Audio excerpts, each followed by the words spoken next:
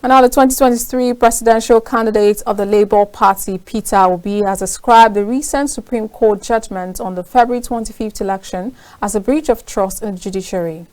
Obi criticized the court for overlooking what he termed substantial evidence of election rigging, non-compliance with INEC rules, and allegations of perjury and identity theft.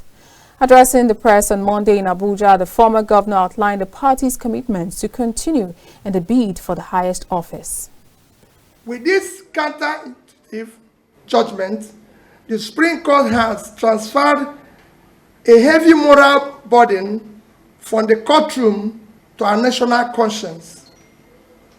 Our young democracy is ultimately the main victim and casualty of the courtroom drama. Without equivocation, this judgment amounts to a breach of confidence of Nigerians have in our judiciary. To that extent, it is a show of unreasonable force against the very Nigerian people from whom the power of the Constitution drives. The Supreme Court's ruling may represent the state of the law in 2023, but not present demand for substantive justice. The judgment missed principles and precedents.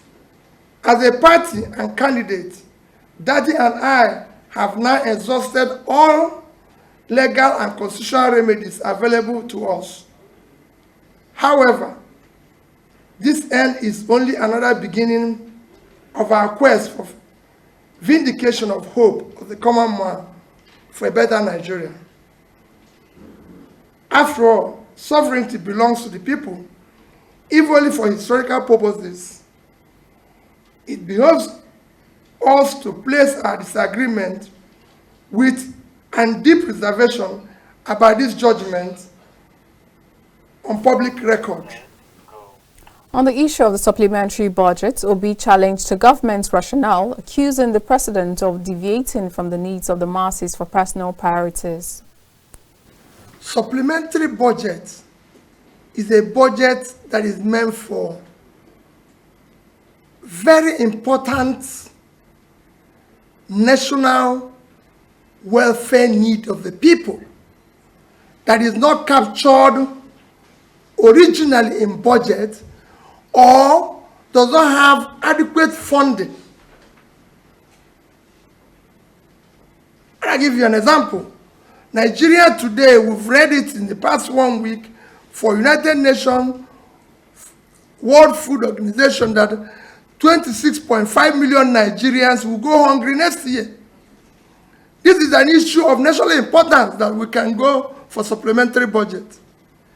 But we have a supplementary budget where we are mentioning issues of yachts, SUVs for First Lady's office, shows to the extent that this government is totally uncaring and we're in deep problem.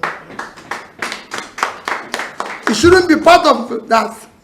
The SUVs for both houses will cost in region of, I think it's in the region of about 60 billion, if I'm right. Nigeria today, our primary health care today is collapsed.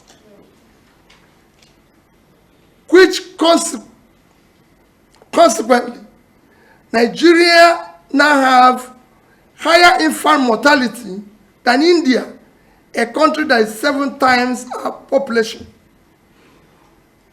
For you now to use funds that is higher than the fund allocated to primary health care to buy a car for 400 people, it shows height of insensitivity. Obi acknowledged that his party had exhausted legal remedies as he spoke on the role of opposition.